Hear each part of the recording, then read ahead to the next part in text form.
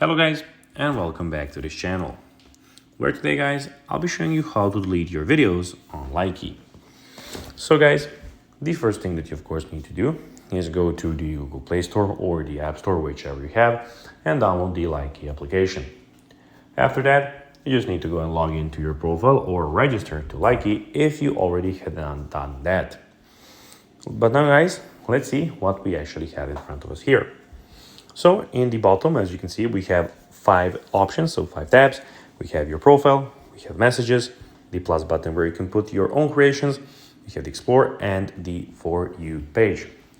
But now guys, let's see how you can actually go and delete your own videos on Likee.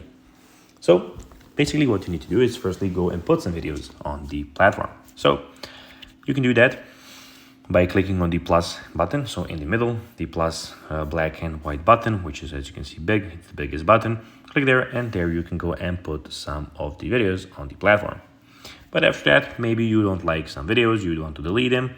Well, the videos will be here. So here you'll have some saved videos that you saved from other people, liked videos, and here you'll have your videos.